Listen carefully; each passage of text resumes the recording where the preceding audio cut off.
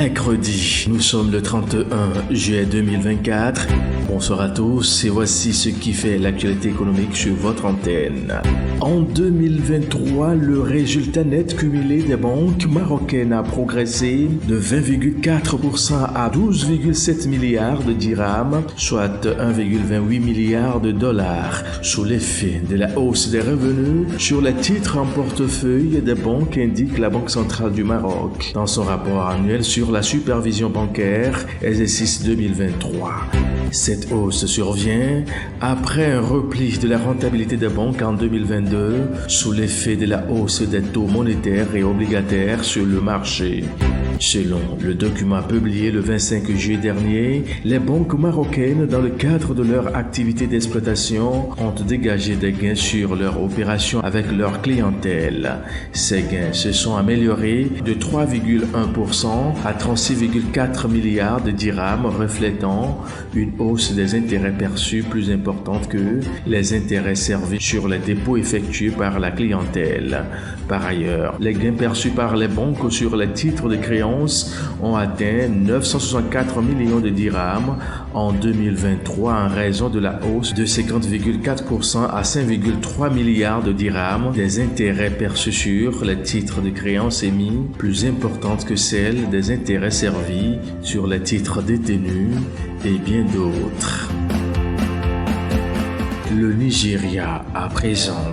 La Nigerian Communication Commission a ordonné aux entreprises de télécommunications de réaliser un audit complet de leur système de facturation. L'initiative a été révélée en début de semaine selon une source anonyme au sein de l'organisme de régulation. Parallèlement, le régulateur télécom organise une série de sessions de discussion en groupe de réflexion avec les consommateurs pour vérifier leur connaissance des tarifs et recueillir des recommandations pour un meilleur système tarifaire. Ces mesures interviennent dans un contexte où les opérateurs télécoms nigérians font pression auprès de la NCC pour augmenter les tarifs de leurs services. Les abonnés, de leur côté, se plaignent de la dégradation de la qualité des services télécoms ainsi que de l'épuisement rapide de leur forfait de navigation. Pour rappel, le Nigeria compte 4 principaux opérateurs de télécommunications, à savoir MTN, Airtel, Globacom ou Glo et Seven Mobile. Ces entreprises comptaient 219,3 millions d'abonnés mobiles au 31 mars selon les statistiques de la NCC. L'actualité économique, c'est aussi l'Éthiopie qui a obtenu un prêt de 3,4 milliards de dollars du Fonds monétaire international avec un décaissement immédiat d'environ 1 milliard de dollars. C'est ce qu'a annoncé l'institution dans un communiqué publié le lundi 29 juillet 2024. Ce financement s'inscrit dans le cadre d'un accord de facilité élargie de crédit d'une durée de 4 ans. Celui-ci permettra au pays de remédier au déséquilibre macroéconomique, rétablir la fiabilité de la dette extérieure et jeter les bases d'une croissance plus élevée, inclusive et tirée par le secteur privé, a indiqué le FMI.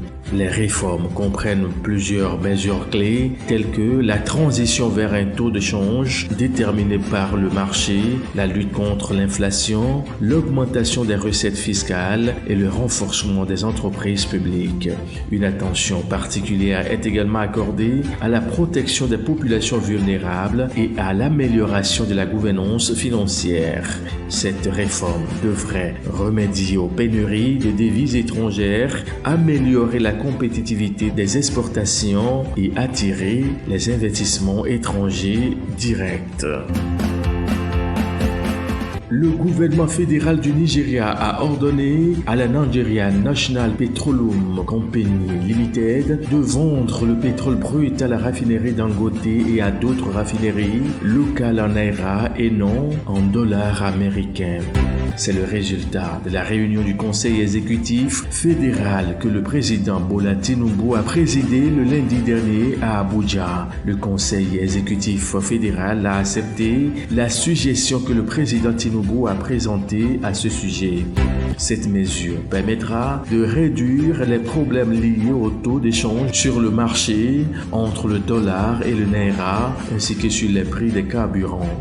En outre, le prix à la pompe de l'essence, du diesel et d'autres produits pour le Nigeria seront stabilisés selon les autorités. La FEC a également ordonné que la société d'État NNPCL commence immédiatement à mettre en œuvre la directive visant à stimuler la production locale de produits pétroliers raffinés pour le pays.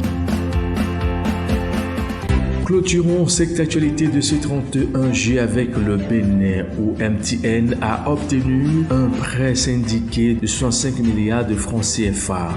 L'accord a été signé le lundi 29 juillet dernier par l'opérateur télécom au siège de sa filiale locale. D'après la direction générale de MTN Bénin, le financement obtenu permettra la mise à niveau des systèmes, l'amélioration de l'expérience client et l'extension du réseau, mais également le déploiement de nouvelles technologies dont la 5G. La Banque ouest-africaine de développement a participé à hauteur de 20 milliards de francs CFA au financement. La Banque Atlantique, arrangeur principal de l'accord, a fourni 30 milliards de francs CFA. L'institution financière a également mobilisé 15 milliards de francs CFA auprès de la Société Générale, de la Banque internationale pour l'industrie et le commerce et de BGFI Bank, entre autres. La BOAD s'est réjouie du projet de MTN Bénin. C'est ainsi que nous marquons un point à cette édition de ce soir. Très bonne suite de nos programmes à vous tous et à très vite.